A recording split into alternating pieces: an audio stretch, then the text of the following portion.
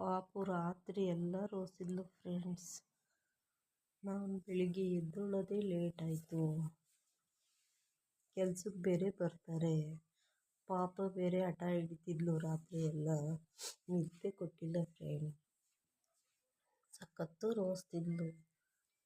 ಅದರಿಂದ ನಿದ್ದೆ ಮಾಡೋಕ್ಕಾಗಲಿಲ್ಲ.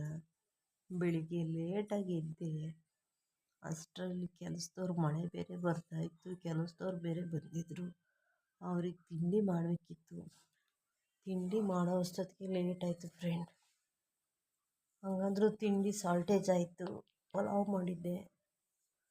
ಕೆಲಸದವ್ರಿಗೆ ಚಿಕನ್ ಸಾಂಬಾರಿತ್ತು. ಅದಕ್ಕೆ ಮುದ್ದೆ ಮಾಡಿ ಅನ್ನ ಮಾಡಿ ಕೊಟ್ಟೆ. ಕೆಲಸದವ್ರು ತಿಂದರು. ಇನ್ನು ನಮ್ಮ ಅಕ್ಕನ ಮಗಳು ಬಾಣಂತಿ ಇದ್ದಾಳಲ್ಲ, ಅವಳು ಬಿ ಪಿ ಚೆಕ್ ಮಾಡಿಸ್ಬೇಕು ಅಂತ ಹಾಸ್ಪಿಟ್ಲಿಗೆ ಹೊಂಟ್ಲು ಫ್ರೆಂಡ್. ಅವಳು ಹಾಸ್ಪಿಟ್ಲಿಗೆ ಹೊಂಟ್ಲು.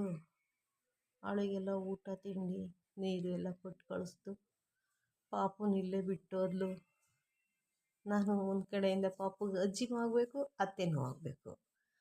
ಅಲ್ಲಿ ನನ್ನ ತಂಗಿ ಹತ್ರ ಬಿಟ್ಟೋದ್ಲು ಫ್ರೆಂಡ್. ನನ್ನ ತಂಗಿ ನೋಡ್ಕೊತ ಇದ್ಲು. ಕೆಲಸದವ್ರು ಬೇರೆ ಮಳೆ ಒಳಗೆ ಕೆಲಸ ಮಾಡ್ತಾಯಿದ್ರು. ಅವ್ರು ನಡುವಿನಕೆರೆಗೆ ಹೋದರು. ನನ್ನ ತಮ್ಮ ಮತ್ತು ಬಾಣ್ತಿನೂ ಹೆಂಡ್ತಿನೂ ಗಂಡ ಹೆಂಡ್ತಿ ಇಬ್ಬರೂ ಹೋದರು. ಕಣ್ತೂರಿಗೆ ಬಿ ಪಿ ಚೆಕ್ ಮಾಡ್ಸೋಣ ಅಂತ ಹೋದರು. ಪಾಪುನ ನನ್ನ ತಂಗಿ ಹತ್ರ ಬಿಟ್ಬಿಟ್ಟು ಹೋಗಿದ್ದಾಳೆ ಫ್ರೆಂಡ್ಸ್. ಬರೋದು ಸ್ವಲ್ಪ ಒಂದು ಅರ್ಧ ಗಂಟೆ ಲೇಟ್ ಆಗುತ್ತೆ. ಅಷ್ಟವರೆಗೂ ಪಾಪುನ ಮ್ಯಾನೇಜ್ ಮಾಡಬೇಕು. ಅಳ್ದಂಗೆ ನೋಡ್ಕೊಬೇಕು ಫ್ರೆಂಡ್.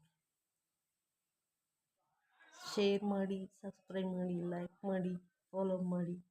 ನನ್ನ ತಮ್ಮ ನೋಡಿ ಫ್ರೆಂಡ್, ಕೋತಿ ಮರಿ ಥರ ಆಡ್ತಾವನೆ ನನ್ನ ಮಗನ ಜೊತೆ.